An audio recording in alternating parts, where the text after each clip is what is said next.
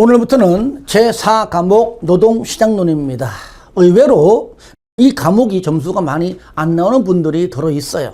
의외로 좀 많이 늘어나고 있기도 한데, 왜냐면 이 경제학이다 보니까 아무래도 조금 막 그래프도 나오고 막 계산 문제 나오지요. 또 그런 거 싫어하는 분들은 또 공부하기가 또 싫어지는 겁니다.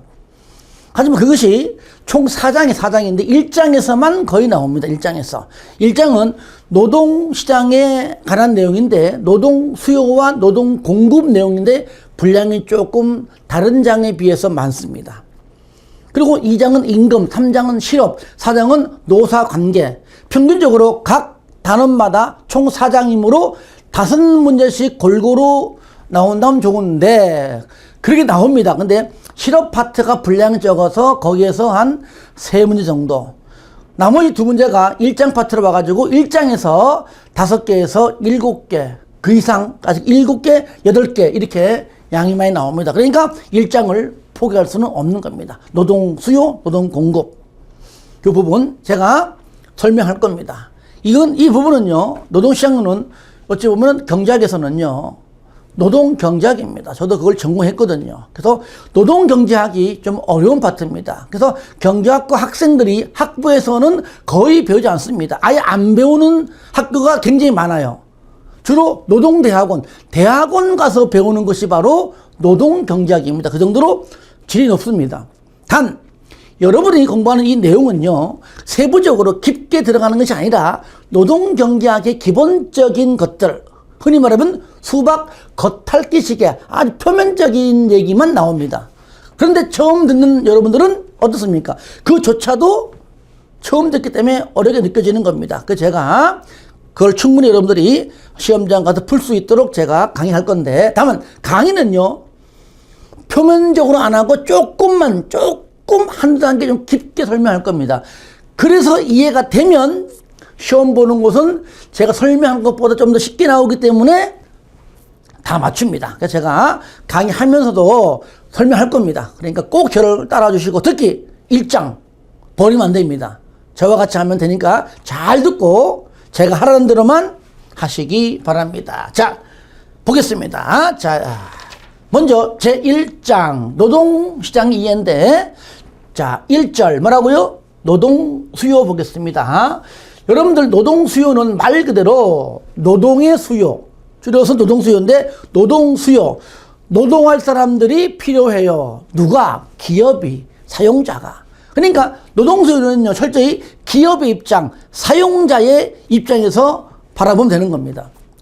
2절 노동 공급은 노동의 공급, 노동을 공급해요. 누가? 근로자가, 구직자가. 그죠? 그들은 노동자의 입장에서 바라보면 된다는 얘기죠. 먼저 보겠습니다. 자, 노동 수요입니다. 자, 기업에서, 즉 사용자가 일할 사람이 필요해요 라고 하는 것이죠. 가장 좋은 것은요, 한 명당 내가 임금 한 달에 월 200 줄게요 했을 때 노동 공급, 나도 200만 원 주면은 나 일할게요 해서 그때 만나면은, 그죠? 그때가 가장 최적이죠. 어떤 분은 나 200 적어요. 그러면 또 안 갈 것이고, 200이 많아요? 그럼 가겠지만, 하여튼 간에 노동 공급과 노동 수요, 즉 노동 수요와 노동 공급이 만나는 그 점이 최적이다. 이것이 이제 이 단원의 마지막 파트에서 배울 겁니다. 그러면 노동 수요.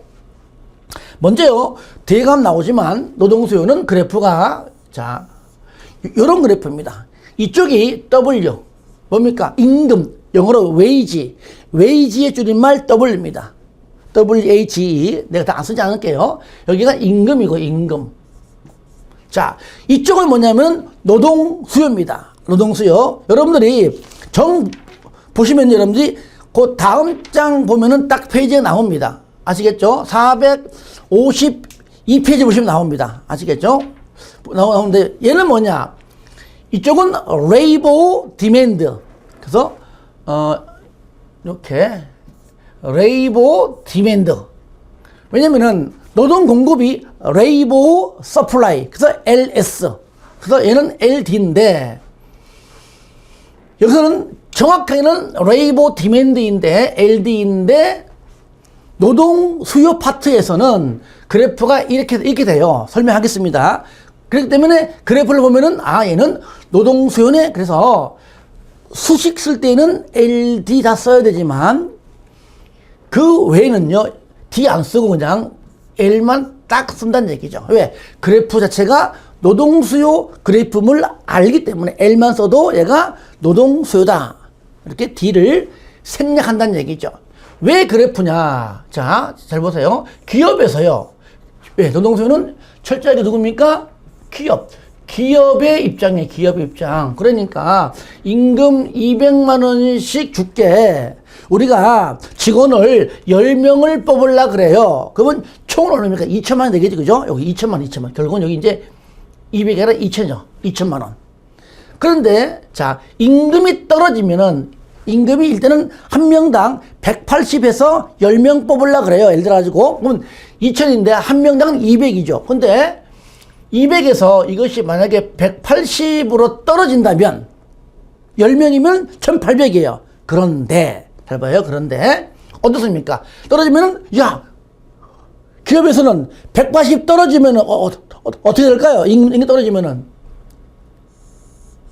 자, 180만 원만 주면, 200만 원 주면은 10명 오는데, 임금이 180이면은 어떻게 할까요? 더 뽑겠죠. 왜? 2천만 원 예산 두고, 2천만 원 예산 범위 내에서 직원 뽑으려고 그래요. 근데 2천만 원 가지고선 한 명당 200이니까 10명밖에 안 돼. 근데 180만 주면 되는데 1800이야. 그러니까 2명 이상. 그죠? 180이면 12명, 2명을 더 뽑을 수 있다는 얘기죠. 아시겠죠? 왜? 예산이 남기 때문에. 그러면 만약에 250이다. 만약에 250이다. 그러면은 예산은 2000이기 때문에 어떻습니까? 아, 임금은 많은 것 같아. 좀 줄여. 라고 임금이 더 올라가면은 어떻습니까? 더 7명이다. 이런 식으로 감소시키겠죠. 그죠? 그래서 임금이 증가하면 노동 수요는 감소하고, 그죠? 임금이 증가하면 여기가 노동 수요죠. 노동 수요. 노동 수요는 감소하고, 증가하면 감소하고, 하락하면 증가하는 얘기죠. 그죠? 하락하면 야, 임금 싸네. 더 뽑아. 그런단 말이에요. 그러니까 그래프가 이런 식으로, 그죠? 바로 이렇게 나오는 얘기. 원래는요, 그래프가 원래는 이러한 그래프인데, 제가 계산하기 편하게, 계산도 편하게 하지만 여러분에게 이해돕기 위해서 이런 식으로 표현한 겁니다. 원래는 이런 그래프입니다. 그래서 쫙 직선으로 해놨다. 아시겠죠? 이래 보면 돼요. 자, 보겠습니다. 먼저 노동수요 의의 보겠습니다. 하나하나 볼게요. 노동 수요는 기업이 일정 기간 동안, 일정 기간이죠. 자, 취업률을 구한다. 그러면 언제부터 언제까지 이제 지금 이 순간, 이 시점에서의 취업률이 얼마야? 그런 건 없는 겁니다. 1부터 30일까지 뭐 예를 들어 5월이다. 5월 한 달 기간 동안의 취업률이 얼마야? 아니면은 1월 1일부터 12월 30일까지 1년 동안의 취업률이 얼마야? 실업률이 얼마야? 그러니까 일정 시점이 아니라 일정 기간. 알겠죠? 일정 기간 동안 고용하고자 하는 노동의 양이다. 즉 고용량 같은 말이면 노동의 양, 고용량을 말한다. 여기서 말하는 노동수는 그래서 뭐라고요? 흐를 일조서는 유량이다. 플로우의 개념이 유량이다. 여기서요, 유량이지. 여기 스탑. 스탑 개념인 저량, 이 저량인데요. 저량이 아닙니다. 저량은요, 일정 시점, 지금 이 순간 시점, 그걸 말하는 겁니다. 얘는 뭡니까? 일정 기간이지, 일정 시점이 아니거든요. 그래서 시험 볼 때 일정 시점, X. 즉, 저량, X. 뭡니까? 플로우, 흐를 넣자. 플로우의 개념인 유량이다. 자, 수돗물을 틀어놨습니다. 자, 5분 동안 틀어놨어요. 5분 동안. 그러면 5분 동안에 수도 틀어놓은 그 물의 양이 얼마야? 라고 하면은 처음부터 끝까지 기간. 그쵸? 5분 동안에 수돗물을 틀어놨기 때문에 물의 양이 얼마야? 그게 유량. 흐를 넣자. 근데 1분 딱 됐을 때 딱 껐어요. 그러면 1분 되는 요 시점은 얼마야? 지금 시점 얼마야? 시점 말한다면 그는 저량이라고요. 바로 스탁의 개념인 일정 시점이다. 그래서 이것은 저량이 아니다. 취업률, 실업률, 뭐 고용률, 아시겠죠? 그런 것들. 그 다음에 계속 배우겠지만은 경제활동 참가율 다 4개 다 배울 겁니다. 아니, 이미 배웠잖아요. 배울 거 아니라 이미 배웠죠. 언제? 요 전 시간. 다시 말하면, 직업정보론 마지막 시간에 배웠잖아요. 그죠? 전부 다 어디서부터 언제까지라고 하는 일정 기간. 제가 일부러 했던 얘기 또 하는 이유는 출발점부터 내가 막 대충만 넘어가 버리면 너무 어려워요. 그래서 첫 시간을 좀 간단히 할지언정 진짜 우리가 이해를 하고 넘어가자. 그래야 여러분들이 받아들이기에 편한 겁니다. 아시겠죠? 그래서 2번 노동소유는 기업의 이윤 극대화를, 자, 기업의 이윤 극대화, 이거 이따 할 겁니다. 이 자체가 중요한 것이 아니라 뒤에 가면 내용 자체가 중요해. 우리 회사는 직원이 4명일 때가 우리 회사에서 돈을 가장 많이 벌 때야. 우리는 직원이 10명일 때가 돈을 가장 많이 벌 때야. 직원이 많을수록 많이 버는 게 아니잖아요. 김밥집을 해. 우리 직원이 4명일 때가 가장 좋아. 그 말은 나의 수익률이 최고야. 주방에 한 2명 가 있고, 홀에 2명 가 있고, 홀 보면서 한 명은 뭡니까? 계산도 하고, 홀 보면서 계산도 하는 한 명, 홀만 전문적 한 명, 주방 2명. 더 이상 안 돼. 4명일 때가 돈 가장 많이 남아. 그럼 이 김밥집은 4명일 때가 이 기업의, 이 식당의 이윤이 극대화된 시점입니다. 5명이면은, 아니요, 하루 또는 한 달에 팔 수 있는 매상의 이익률은 거의 비슷한데, 사람 자꾸 뽑는다고 그게 돈 버는 게 아니죠. 왜? 뽑는, 나가는 월급은 계속 나가기 때문에, 나가는 만큼 들어오지 않으니까 더 이상 안 뽑는 것이죠. 그 5명 뽑는다고 좋은 것이 아니에요. 그러니까 기업이 클수록 직원은 많겠지만, 규모에 따라 다르겠죠. 어떤 회사는 10명, 어떤 데는 뭐 100명 되겠죠. 그죠? 예. 100명 된 회사인데 갑자기 200명 뽑는다? 말이 안 되는 겁니다. 그렇죠? 나가는 비용이 많다면 그건 오히려 해고시킬 수밖에 없는 것이죠. 자, 그 내용을 요 다음 시간에 가서 기업의 이윤 극대화를 공부하면서 다시 한번 여러분에게 설명해 드리겠습니다. 그러므로 노동수요는 기업의 입장입니다. 기업에서 최적의 기업의 이윤을 극대화시키기 위해서 의사결정 과정을 통하여 그 양이 결정된다. 즉 노동수요자 누굽니까? 바로 기업이다. 그 얘기죠.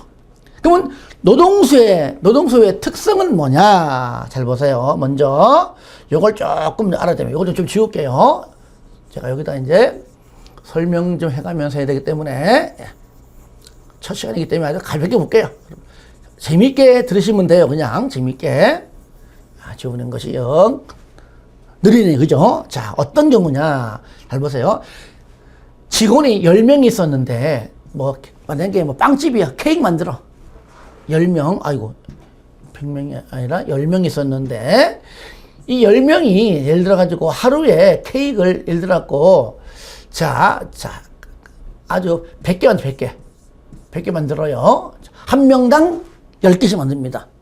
그러니까 우리가요, 경작은요, 실무하고 다릅니다. 그냥 이론에서만 존재합니다. 왜? 10명 있는데 어떻게 한 명당 10개씩 만듭니까?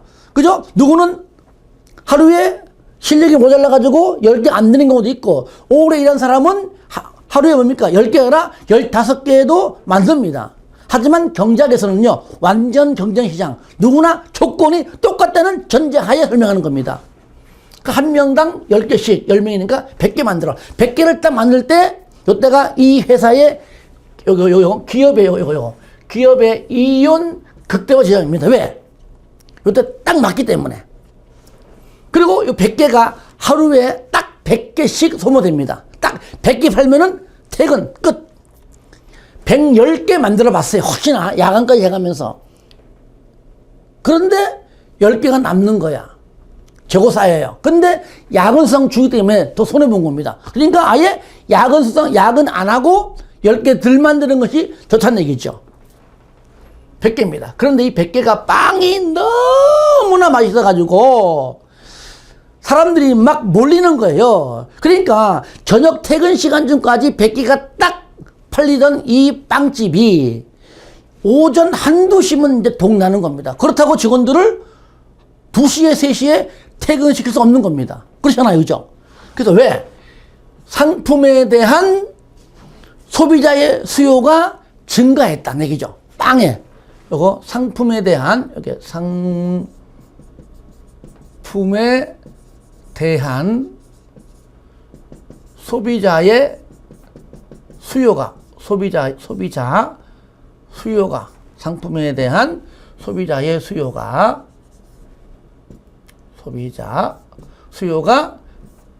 증가했습니다. 그쵸? 예. 한 명 한 개, 100명 오던 사람이 이제 막 120명, 130명, 150명 오는 겁니다. 그러니까 빨리 막 동나, 그냥 막 사람 많이 오니까 막. 예를 들어가지고, 금방 동납니다. 자, 그래서, 뒤에 이제 막 100명이면 더 빨리 오고 막 뒤에 온 사람들은 못 사는 겁니다. 안 되겠다. 따져 보니까 150개 정도를 만들면 딱 되겠다 싶어서 150개를 만드니까 6시 퇴근할 때 딱 맞는 겁니다.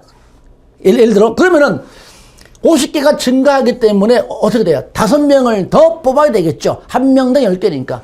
어떻게 돼요? 5명을 더 뽑아야 된다는 얘기죠.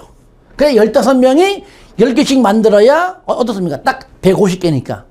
그렇죠? 자, 상품에 대한 소비자의 수요가 증가로 인해서 어떤 결과가 나왔죠?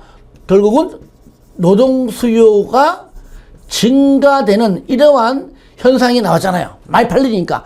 더 많이 팔리면 이제 더 만들어내기 위해서 더 뽑겠죠. 이해되시죠? 그죠? 뽑겠죠. 자, 정리합니다.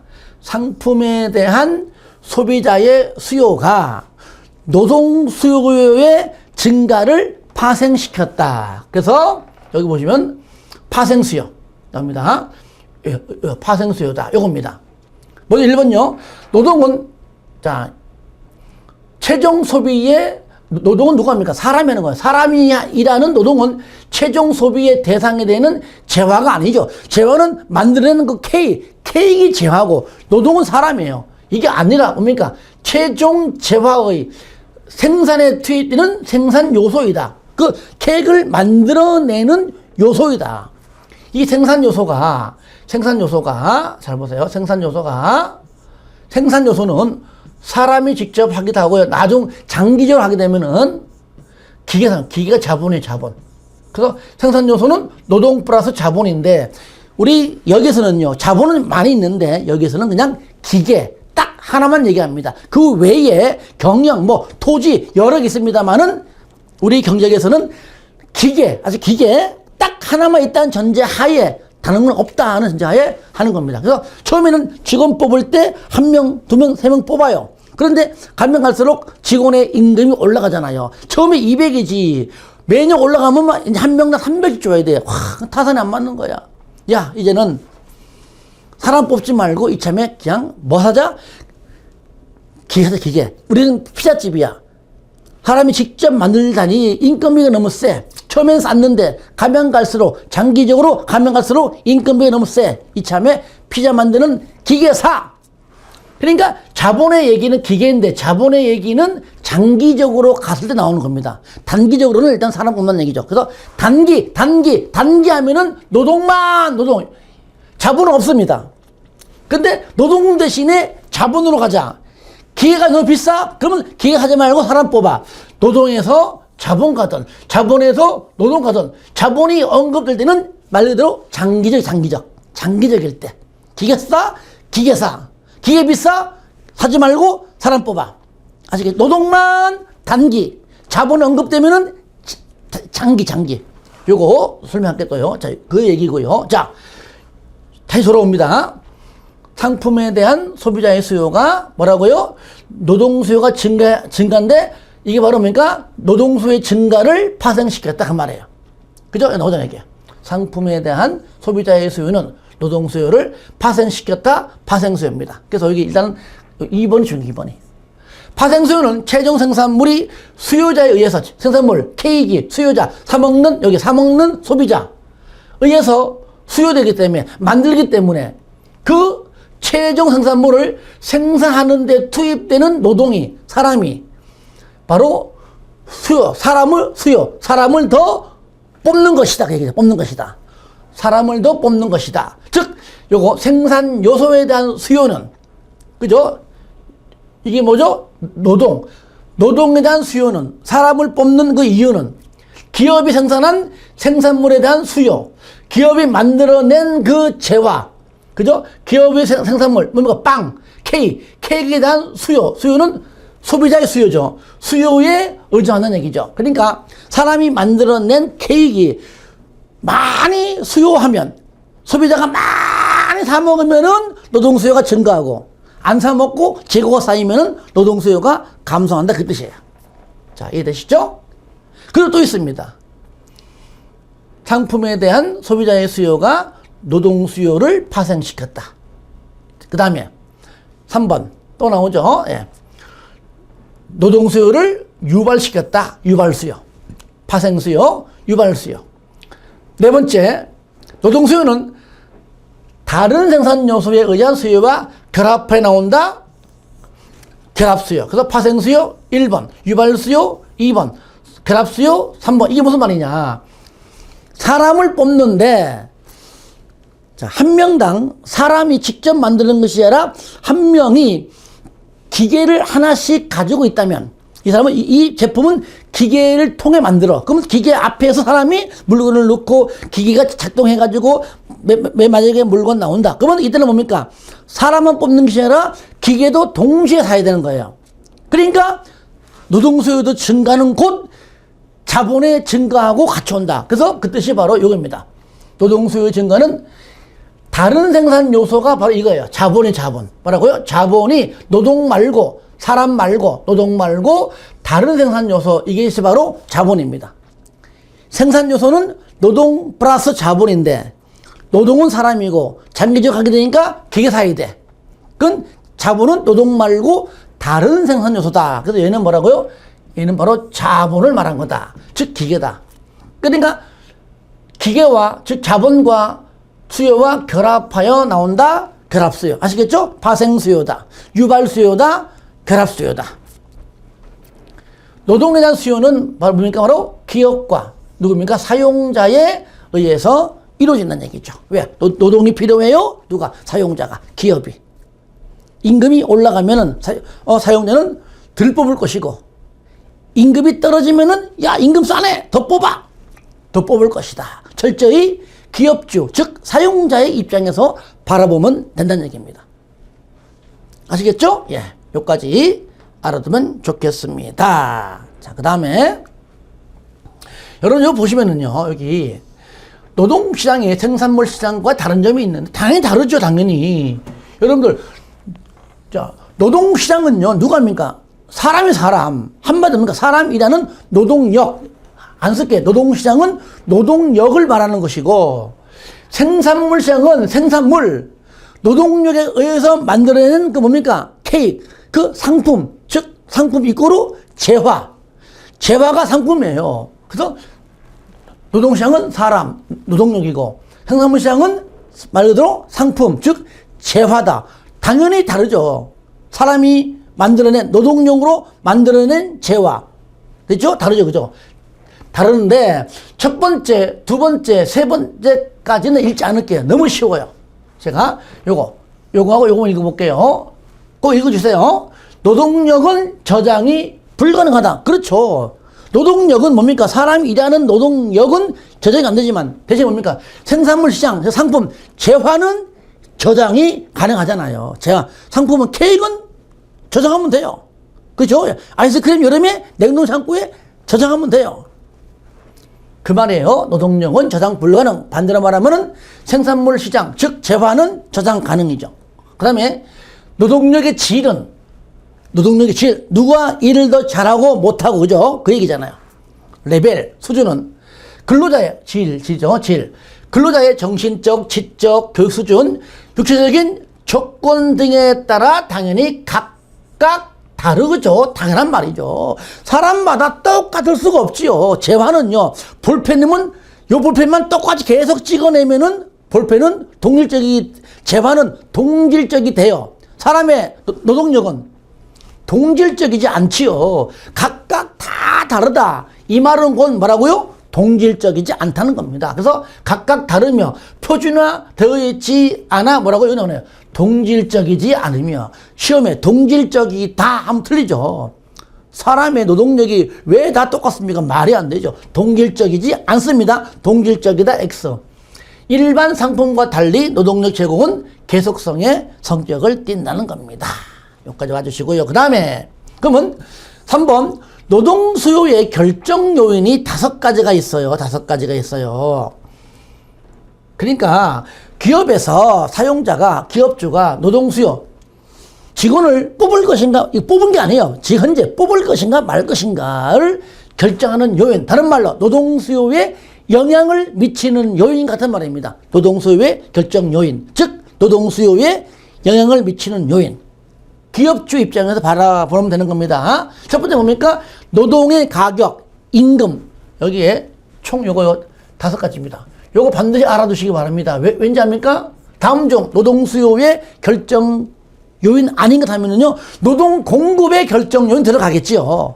그러니까 둘 중 하나 알고 있어야 되는 건데, 노동 공급은 좀 얘보다 양이 더 많아요. 그러니까 하나만 정확히 알고 있다는 얘기죠. 나오잖아요. 노동의 가격, 임금이죠. 이거는 방금 그래프로 설명한 것과 똑같습니다. 그냥 말로 할게요. 임금이 올라가면은 노동 수요는 감소하고, 임금이 하락하면은 노동 수요는 증가한다. 그렇죠? 예. 그 다음에 다른 생산성은 뭡니까? 바로 생산 요소는 아까 얘기했지만은 생산 요소는 뭐라고요? 노동 플러스 자본인데, 이 자본은 기계다. 기계이고 또 뭐라요? 다른 생산 요소라고 한다. 왜? 노동 말고 다른 거니까요. 그러니까 자본의 가격이다. 그래서 기계값이 너무 비싸버리면 어떡합니까? 야, 안 된다. 할 수 없이 사람 뽑아. 노동 수요는 증가하고. 기계값이 싸면 야, 싸네. 기계 자본이 증가하고 노동 수요가 감소하겠죠. 그렇죠? 그 얘기하는 겁니다. 세 번째, 상품에 대한 소비자의 수요. 이게 바로 조금 전에 설명했던 내용입니다. 상품에 대한 소비자의 수요가 증가하면 노동 수요가 증가하고, 그렇죠?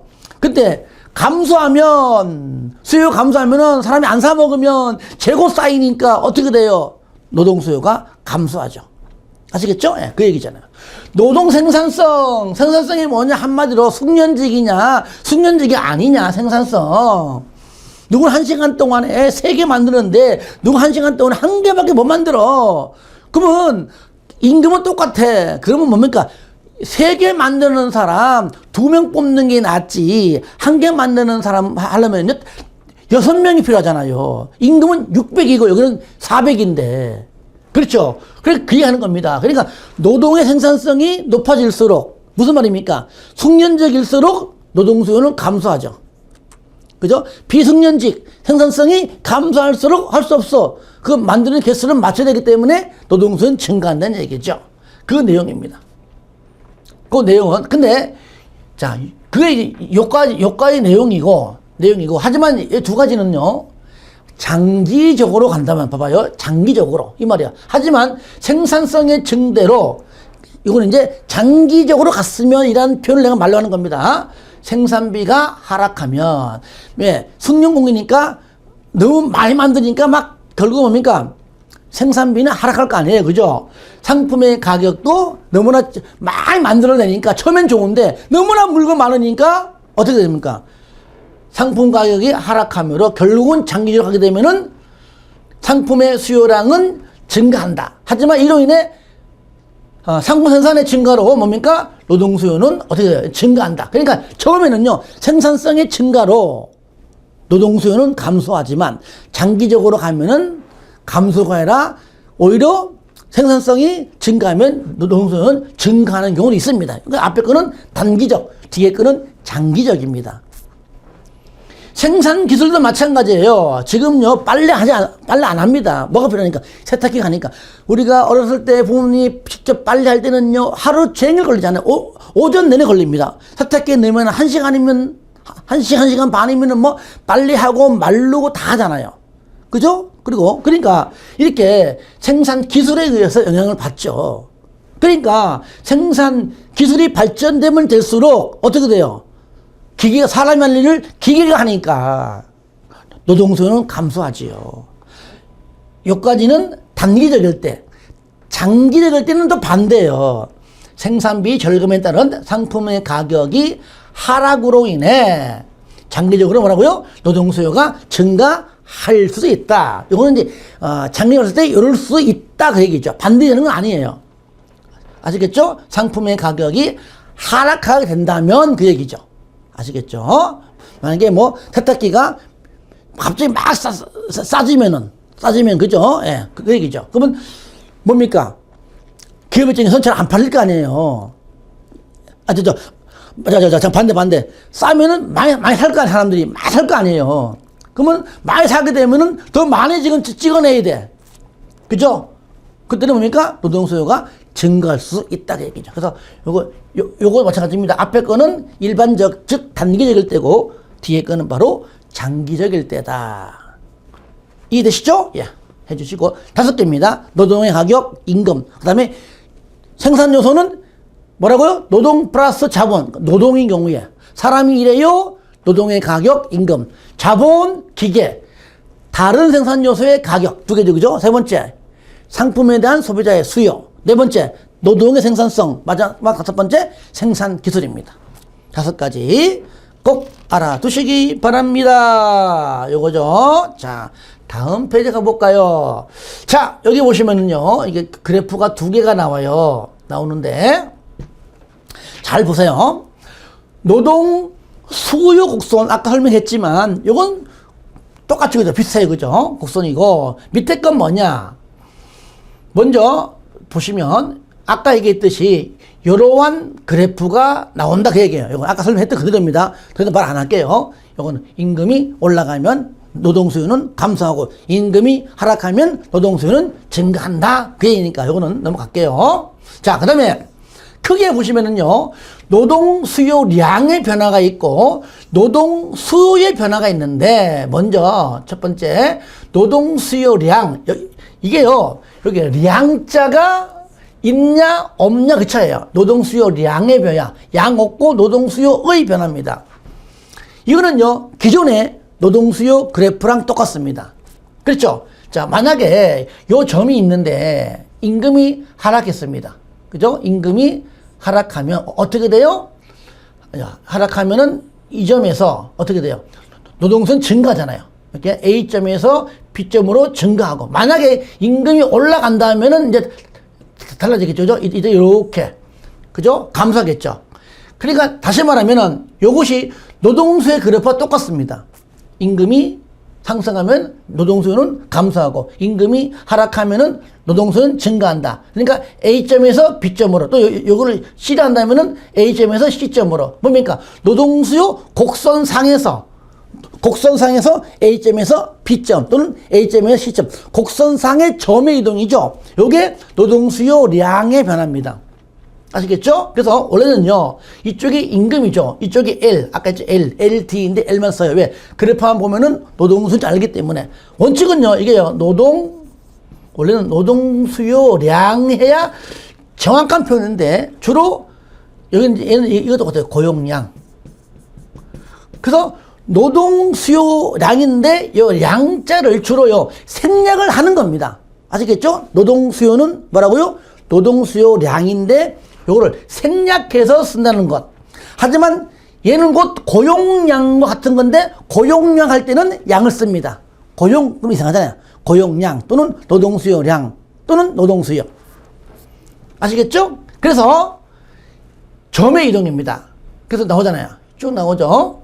노동수요 곡선은 임금이 상승하면 노동수요량, 고용량은 감소, 하락하면 증가한다. 즉 뭡니까?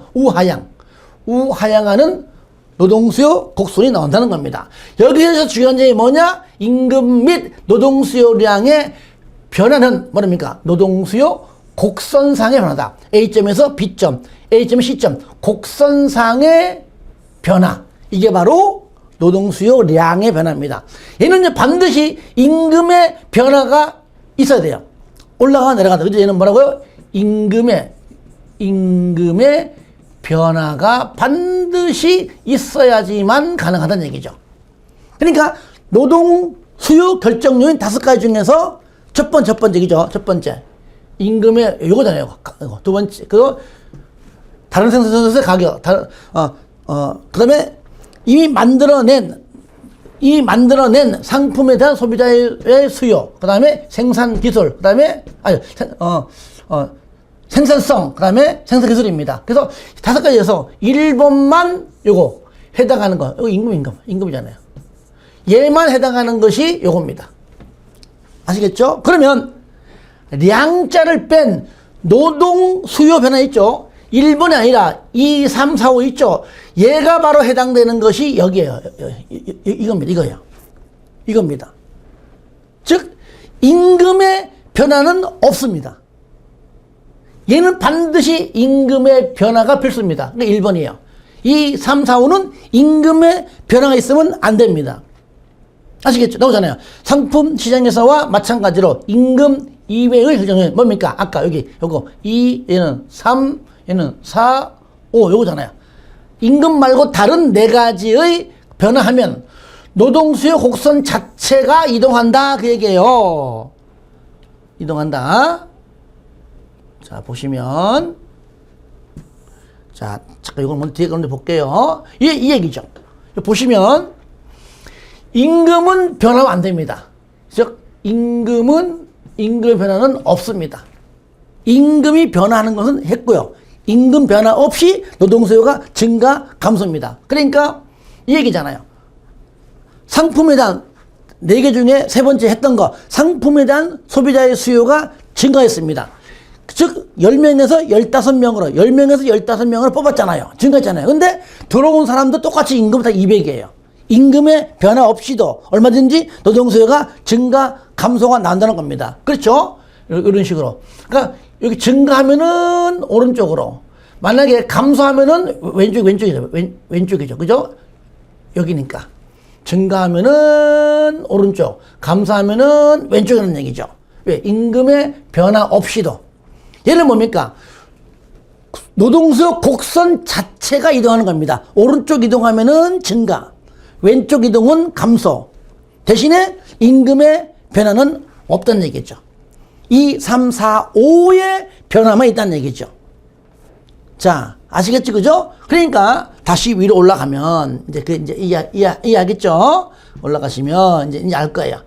임금 말고 나머지 2, 3, 4, 5 4가지의 변화하면 노동수요 곡선 자체가 이동한다. 오른쪽 왼쪽 간다는 얘기죠. 그래서 곡선은 임금 이외의 결정 요인은 그 중에 하나만 예를 들어 가지고 상품에 대한 소비자의 수요가 증가하면 그죠? 노동수요도 증가하고 그다음에 우측 이동하고 그죠? 반대로 감소하면은 감소하고 그죠? 감소하고 좌측 즉 왼쪽 이동하는 얘기죠. 이해되시죠? 그죠? 요 뒤에 게 보시면 요거 알겠죠? 그죠? 요것이 두 번째 다른 생산 요소든 네 번째 노동의 생산성이든 마지막 생산 기술과 똑같은 얘기입니다. 중요한 건 뭡니까? 임금의 변화가 있으면 안 된다. 임금의 변화는 곡선상의 이동이고 임금의 변화가 아닌 나머지 4가지의 변화일 때는 곡선 자체가 오른쪽 왼쪽으로 자체가 이동한다 그 뜻이죠. 예, 충분히 이제 알 겁니다. 자, 그 다음에 요 보니까요 기업에 단기 노동수요 곡선이 있는데 자 요거는요 제가 지금 한 페이지 조금 더 했는데도 2페이지 했네요. 시간이 많이 갔잖아요. 여기서는요 아까 얘기했듯이 기업의 이윤 극대화라는 것을 내가 또 설명을 또 책 외에도 막 쓰면서 해야 됩니다. 시간이 많이 가요. 그래서 첫 시간은 가볍게 여기까지 보는 걸로 그렇게 하고 계속 이어서 좀 쉬었다가 할 수 있도록 하겠습니다.